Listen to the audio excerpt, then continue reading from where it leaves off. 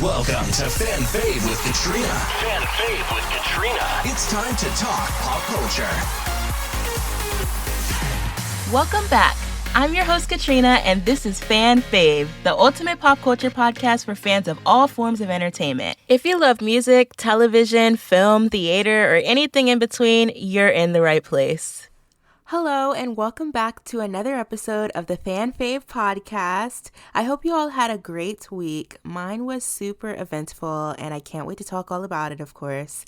Today, I do want to mainly talk about Inside Out 2, which came out 2 weeks ago and might be my favorite movie of the year so far, which is a big statement considering it's June, and I haven't seen every major 2024 movie yet, but I have to say this one ranks pretty well. First, let's do a pop recap all about the trending topics and latest pop culture events that I have attended since we last spoke. In the Broadway world, we have big news coming out of my favorite show currently running on Broadway, Moulin Rouge. They've announced that Aaron Tveit and Jojo will be returning to the show for 12 weeks only, starting in July. Just in a few weeks, they're going to be back.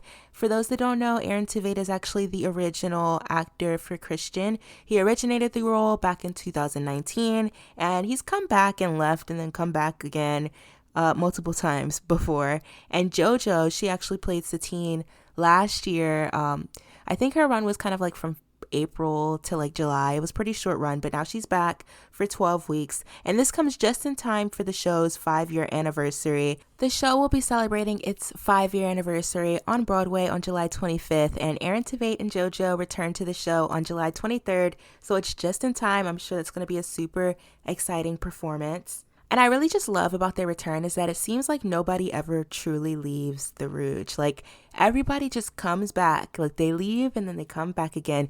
This will be Aaron's third run, I want to say, which if I see him this run, I'll have seen every run because I saw him during his original run.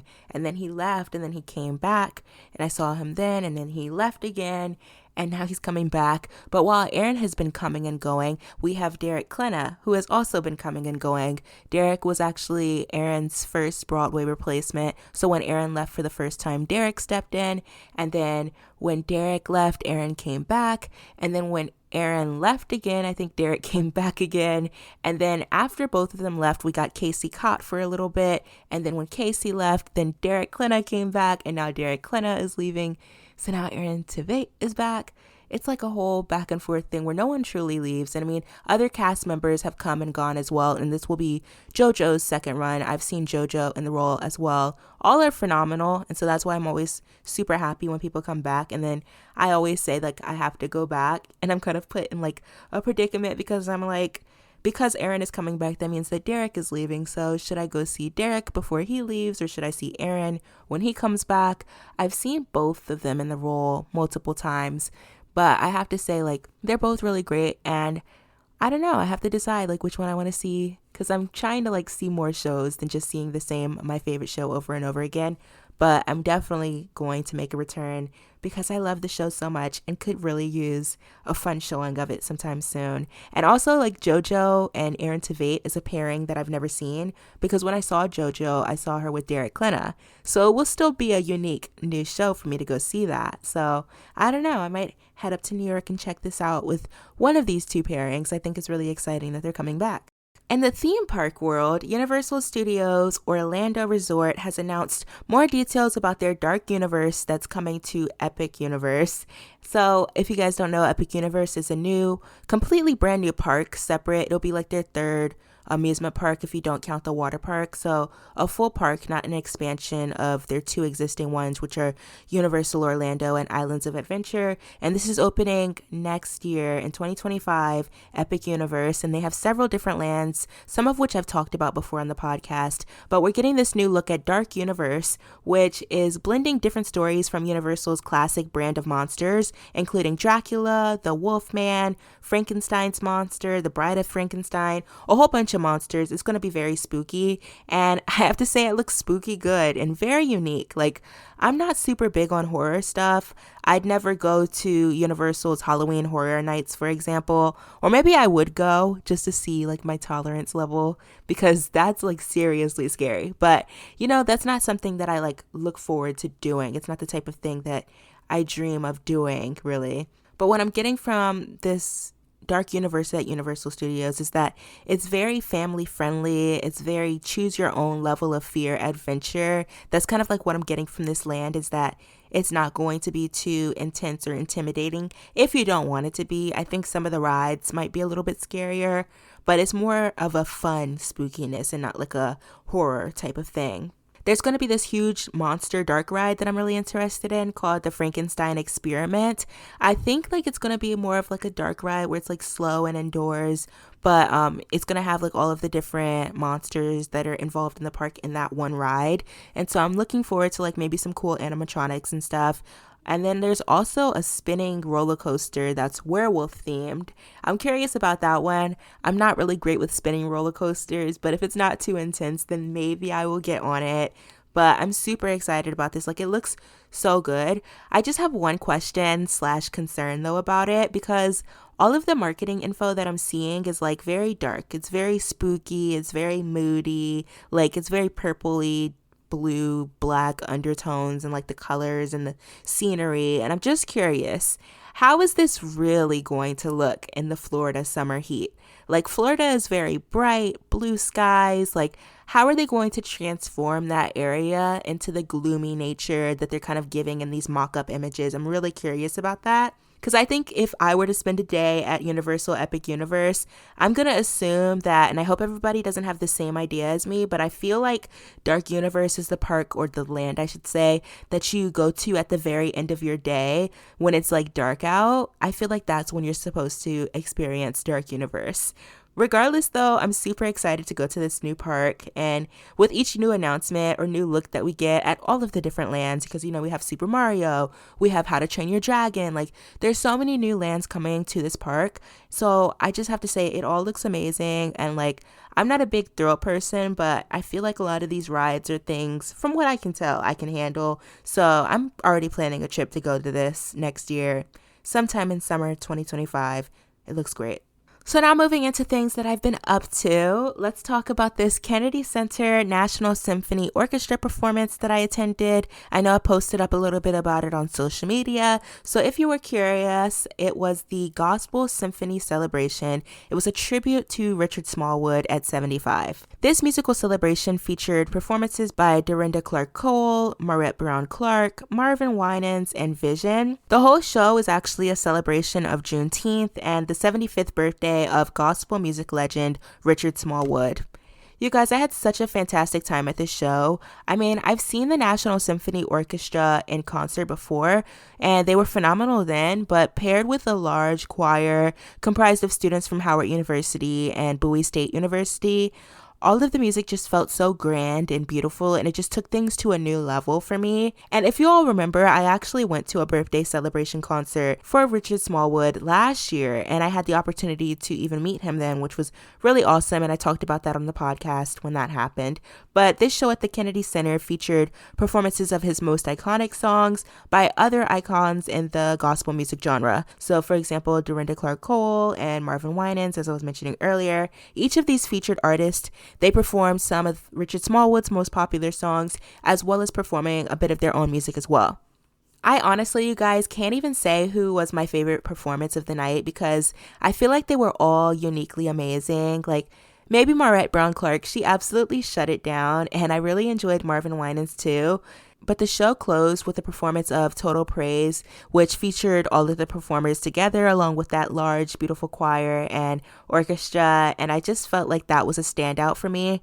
The orchestra just, like I said, it sounded so grand and added a new layer to the sound of these songs, with orchestrations from Dr. Henry Panyan III, bringing out these new elements of the instruments and a lot of these iconic tracks that we don't really pay attention to, like just like hearing some of the songs in instrumental only before some of the performers started singing. It just was very moving, and I loved it so much. I'll definitely be posting up videos from this on social media, so stay tuned. The other event that I attended this past weekend was the Pop 2000 tour. It's basically a throwback tour for the early 2000s. It was actually at one of my local malls, Westfield Montgomery Mall, and it featured Chris Kirkpatrick from NSYNC, O-Town, BBMAK, LFO, and Ryan Cabrera.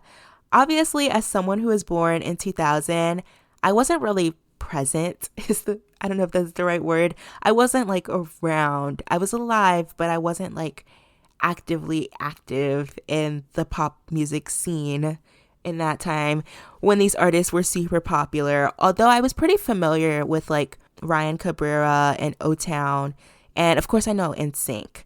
But I really just went to this concert for the vibes, and I have to say the vibes were 100% there. I mean, first of all, people showed up and showed out.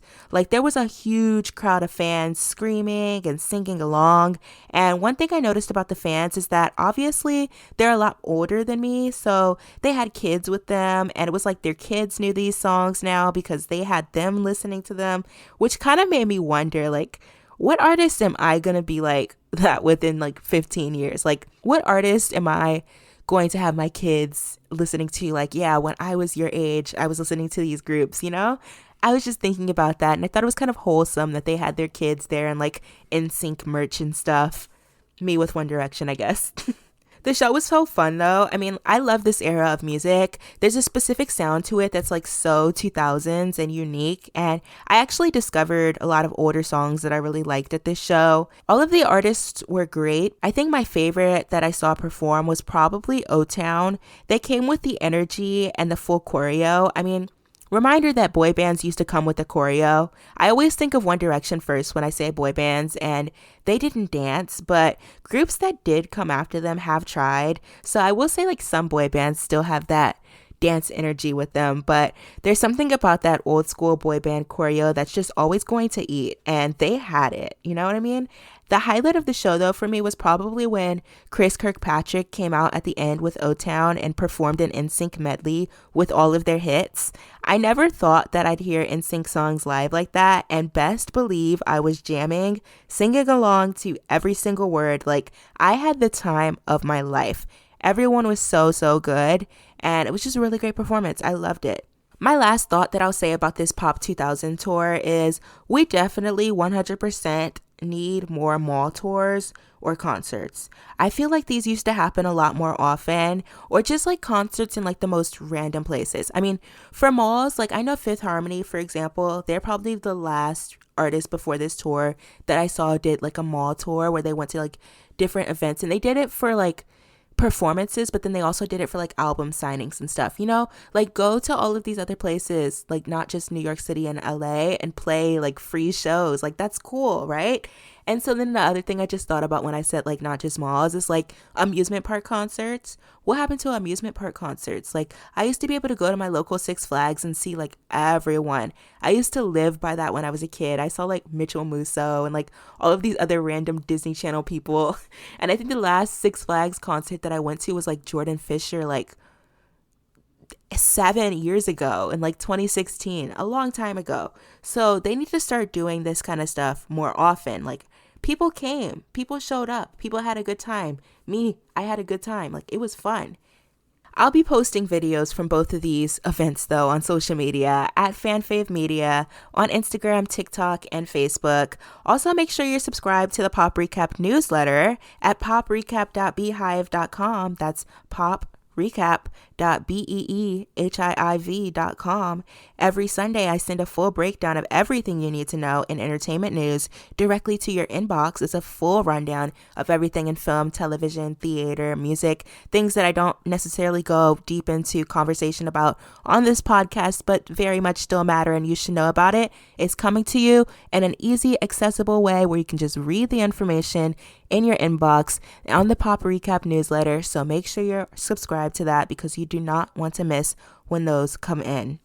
Now, really quickly, let's do a little pick of the week. And I have to admit, I mean, I've explored some different new things in pop culture this week. We got a new Gracie Abrams album. I mean, there's some good stuff happening, but the thing that I want to highlight for my pick of the week is pretty non-relevant to most people because it's an old pop culture thing, but I can't not mention it because out of all the pop culture things that I've consumed in the past week, I've put the most time into this one thing, and it is a television show called Glee. Who hasn't heard of Glee? I'm obsessed with Glee again, you guys. For those that don't know, I definitely have talked about it before years ago, like probably when I first started this podcast, because that was like summer 2022. That's when I first started watching Glee. I've never seen it before. I mean, I saw like one-off episodes. I remember watching the episode when Demi Lovato cameoed or whatever because, yeah, I'm a Demi Lovato fan, especially when I was like 12. And then I watched the finale because back in the day, I used to just watch TV shows that were trending on Twitter. Like, people used to all watch the same thing. I feel like the internet used to be way smaller back in the day. And so like every Tuesday, for example, Pretty Little Liars would trend and like The Fosters would trend and everybody would be watching that one thing and all the trends would be related to that. And people used to be like that with Glee. So I watched like the Glee finale when it came on, but it wasn't like I understood anything and I don't even remember how it ended at all. I think they were in like Hollywood or something.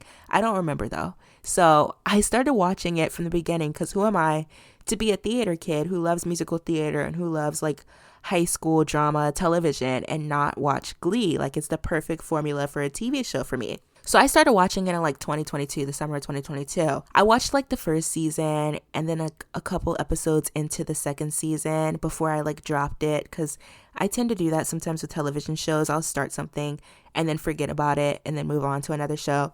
So I literally hadn't picked it back up until now. And so I was like a couple episodes into season 2.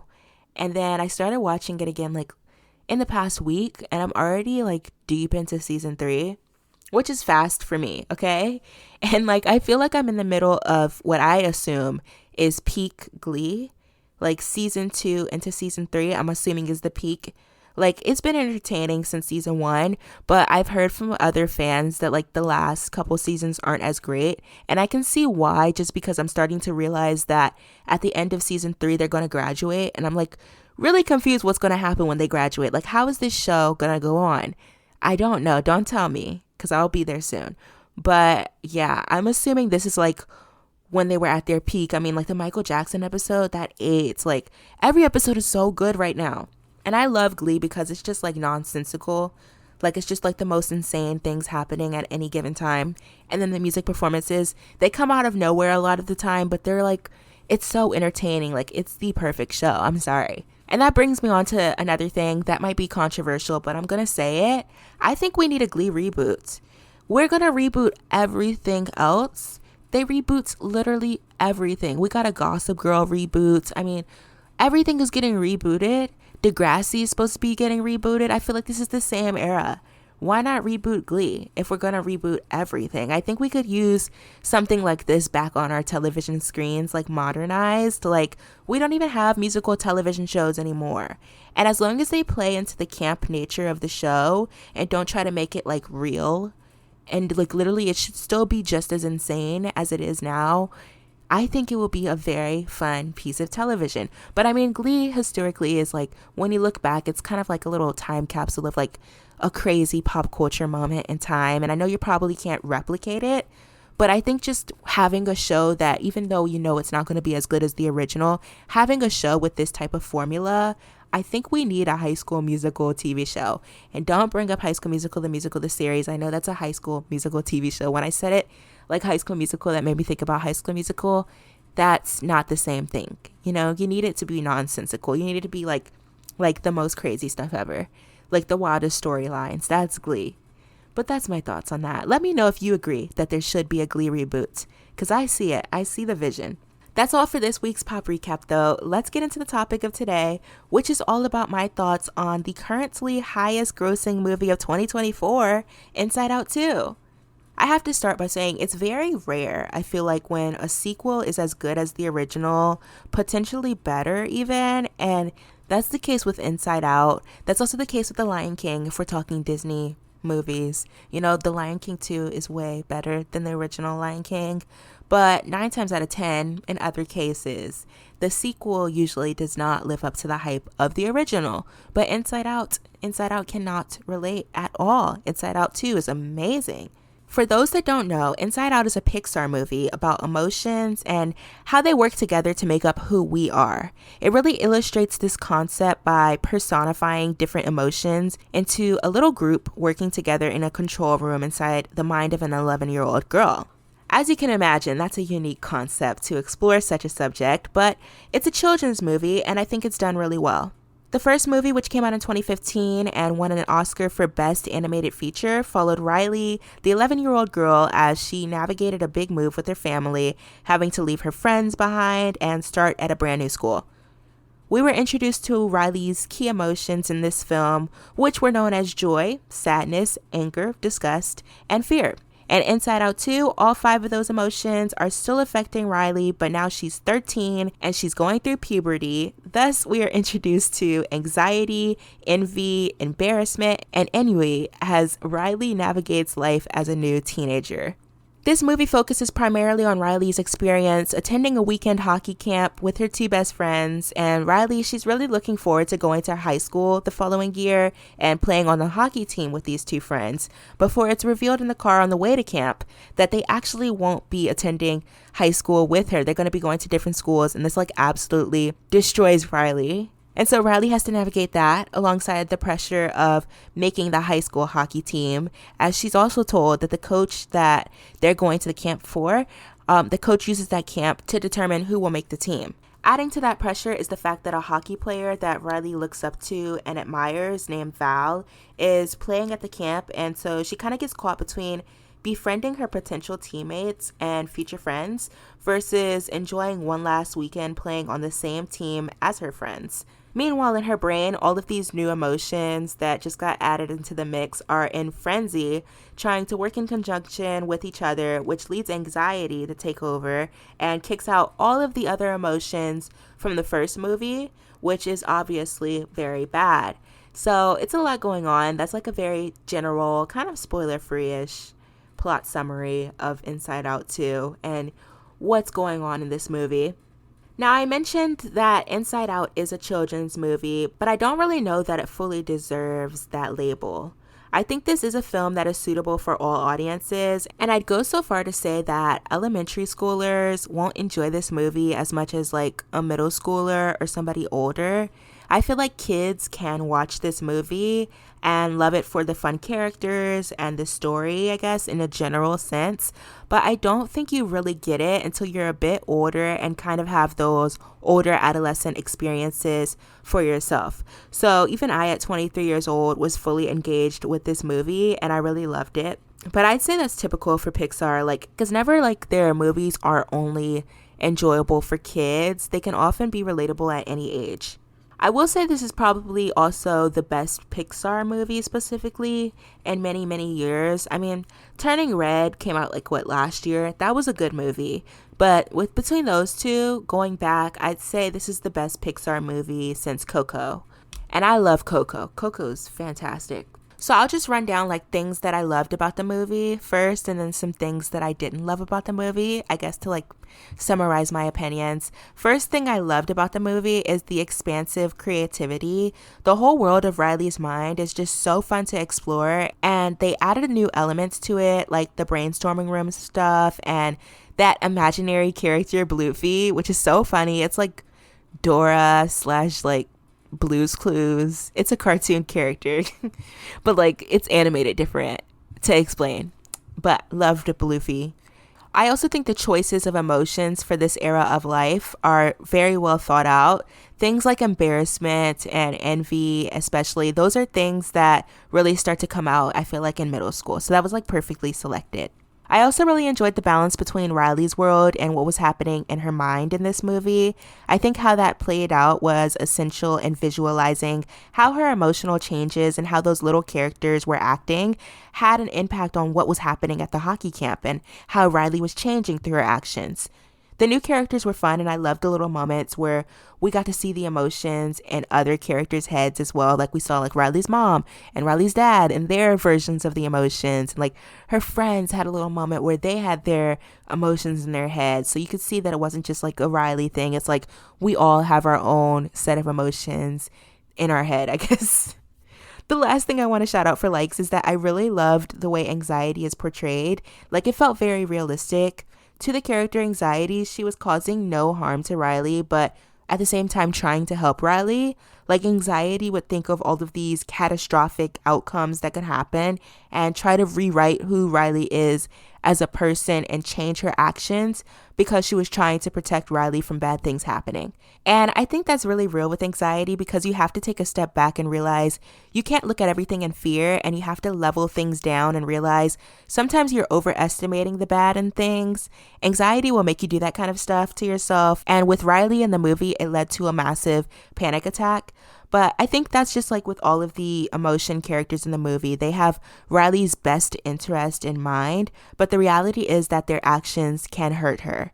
Like even Joy was throwing out Riley's bad memories to protect her from remembering them. But even a person's mistakes or embarrassing moments are important memories that can make up a person and who they are. So I really liked that message a lot, just about your sense of self and how the good and the bad that you experience in life can really contribute to who you are and just how you make decisions, and also how all emotions kind of work together to create your sense of self.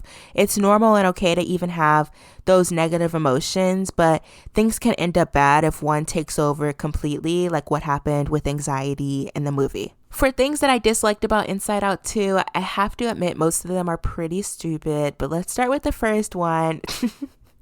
Spoiler alert, the ending. Because I feel like children movies should not have cliffhangers. The kids don't deserve that. Just let them know that Riley made the soccer team. Like, let them know. The second thing is I want more of the nostalgia emotion. I kind of took it personal. Basically what happened is there was like a grandma character, the emotion for nostalgia, and they kept kicking her out. They were like, it's not time for you yet. And I was like, I took it personal when they said that she isn't relevant. They were like, for 20 years, and then you have to go to a childhood friend wedding or something like that, is what they said in the movie.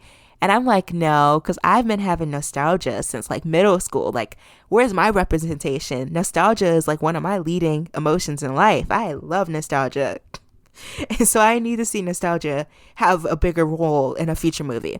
The third criticism that I have, I will say the whole world of Inside Out is very expansive and just a lot to take in. Just specifically, I'm talking about the storyline with like Joy and all of the original Inside Out emotion characters going through like Riley's brain world and going to like all of those different rooms and islands and the river and stuff. Like all of that is a lot. That could be a movie in and of itself. You know what I mean?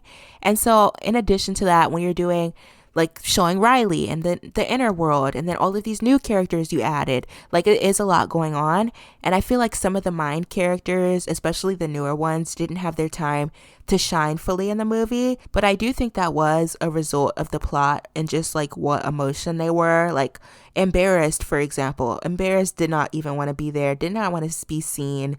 That was the point. So it makes sense, right? But I do think sometimes the movie moved past things that were kind of cool and you want to see more of that, but then didn't.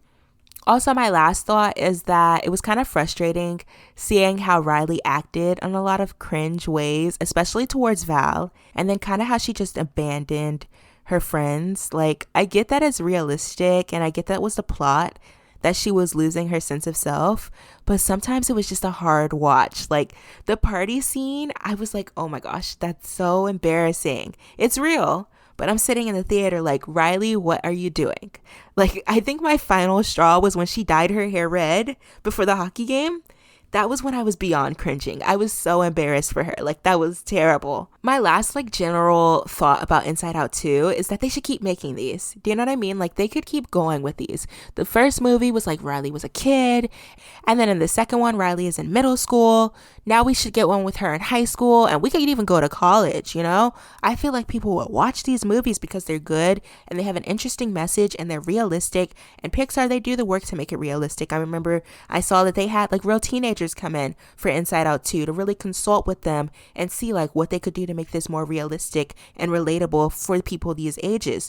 So I feel like they really could. And I mean, Pixar has explored doing things with older age. I mean, we had like Toy Story 3, which had Andy, and we saw Andy all the way through adulthood to when he was going off to college and he left those toys for, what's the little girl's name? Bonnie. The little girl, he gave all the toys to Bonnie and passed the torch to her. And so like they've shown like all the way up to college before. And We also saw, like, in the movie, like I said, the adults have the emotion characters in their heads too with this movie. And then it already kind of set up for Riley to be in high school and on the hockey team with how it ended. Like, I think we could get an Inside Out 3 with Riley in high school. And I think that would be a really good movie. And I had started to, like, kind of brainstorm about this. I was like, if there was an Inside Out 3, what emotions come to play in high school? And so I brainstormed some. Obviously, the first is love. You know, like, I guess love for your friends, but also, like, romance. I feel like most high school shows and movies include romance and dating. So that would absolutely have to be one. Another one I'd say is, like, stress, just because I feel like stress really comes in high school when you have all your classes and you have that pressure of trying to, like, do all of these things, because at the end of high school is college and you want to get into a good college. So you start thinking about your GPA, you start stressing about what extracurriculars you can do, you start stressing about, like, your test scores. And so I feel like stress is a good one. Suspicion is another one I wrote down, because apparently that was supposed to be an Inside Out 2. And I feel like suspicion would eat in a high school movie, because I mean, high schoolers bring drama. Imagine being, like, suspicious. Like, I'm suspicious that she's gossiping about me. You know what I mean? Like, suspicion would work well for high school. And then I also said confidence, because, like, confidence towards, like, hockey. Like, she's getting her sense of self. I feel like anxiety really brought her down in Inside Out 2. But I think in an Inside Out 3, we could really see Riley start to bond with her teammates and really grow as a hockey player. And with that comes confidence. And I also said confusion, because high school classes, sometimes they're hard, you know, algebra class, now she's confused. Jealousy is another good one that I have here too.